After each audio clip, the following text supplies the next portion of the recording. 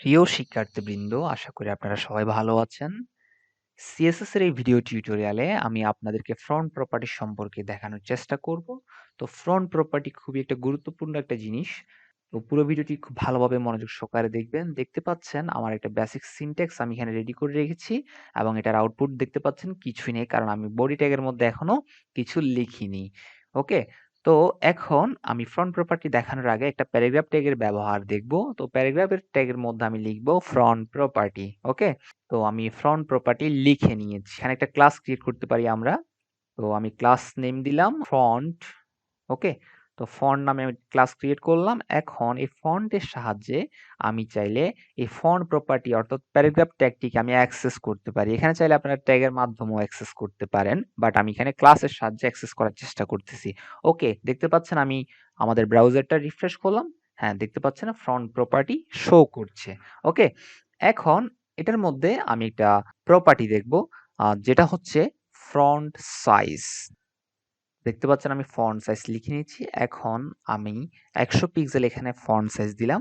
তো যদি এখন সেভ করে রিলোড করি তাহলে দেখতে পাচ্ছেন আউটপুটটা অনেক বড় দেখাচ্ছে। তো এটাকে আমি ছোট করার জন্য এখানে ফন্ট সাইজটা একটু কমিয়ে দিচ্ছি। তো আমি 50 পিক্সেল করে দিয়েছি। দেখতে পাচ্ছেন আউটপুটটা আগের তুলনায় একটু ছোট দেখা যাচ্ছে।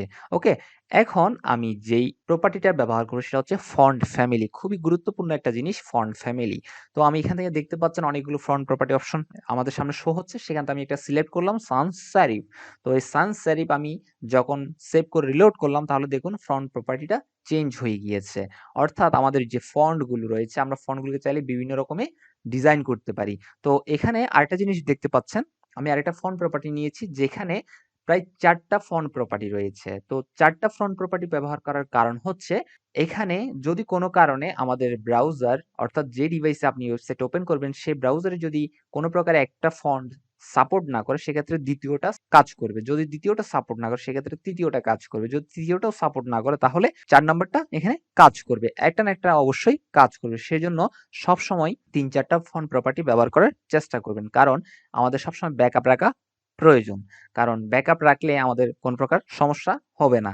তো এখানে একটা জিনিস খেয়াল করুন, যখন আমি ৩টা ওয়ার্ডের একটা ফ্রন্ট প্রপার্টি নিচ্ছি সেক্ষেত্রে কোটেশনের মধ্যে রেখেছি। যদি একটা ওয়ার্ডের ফ্রন্ট প্রপার্টি হয় তাহলে আমরা কোনো প্রকার কোটেশন ব্যবহার করব না। তো এখন যদি আমি সেভ করে রিলোড করি তাহলে আউটপুটটা দেখতে পাচ্ছেন। আচ্ছা, আমরা এই ফ্রন্ট প্রপার্টি জিনিসটা আরো ভালোভাবে বোঝার জন্য আমরা একটা সাইটের সাহায্য নিতে পারি।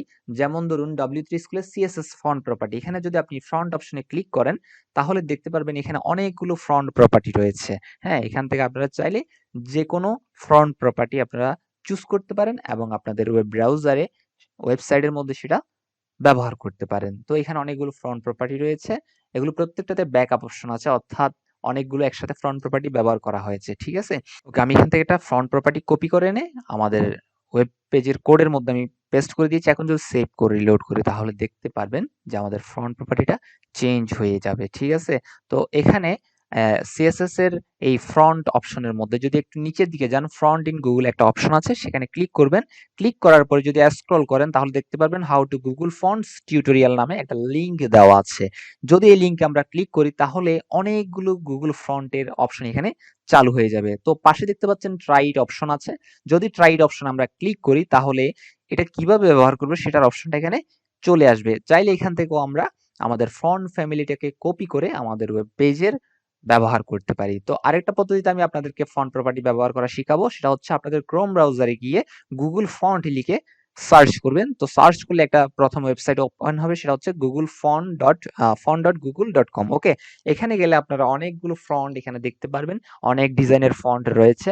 আপনারা যেটা খুশি সেটা ব্যবহার করতে পারবেন। তো এখন আমি দেখাবো সেটা কিভাবে ব্যবহার করব। ধরুন আমি এটা সিলেক্ট করলাম, এটাতে ক্লিক করলাম। ক্লিক করার পরে দেখুন আরো অনেকগুলো অপশন এখানে ওপেন হয়ে গেছে। এখন রাইট সাইডে দেখুন সিলেক্ট দিস স্টাইল নামে একটা অপশন আছে।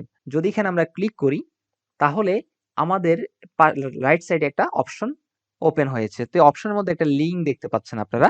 এই লিঙ্কটাকে আমরা এখান থেকে কপি করে আমাদের ভিজুয়াল স্টুডিও কোডের হেডের সেকশনের মধ্যে আমরা সেটাকে পেস্ট করে দিব। এটা পেস্ট করার কারণ হচ্ছে আমরা যে গুগল ফন্টগুলো ব্যবহার করব এগুলো কোন সোর্স থেকে এই ফন্টগুলো এখানে কাজ করছে সেটা বোঝানোর জন্য, সেটা ব্রাউজারকে বোঝানোর জন্য আমরা এখানে গুগল ফন্টের এই লিঙ্কগুলো ব্যবহার করব। ঠিক আছে?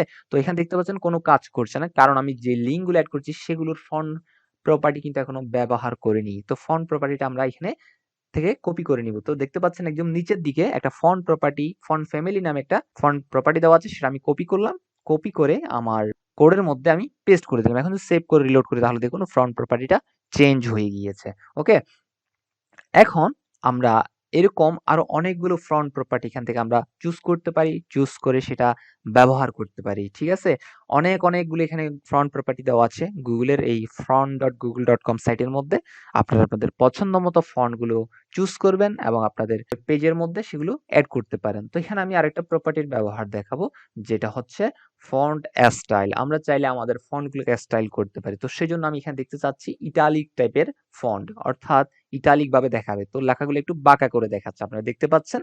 ওকে?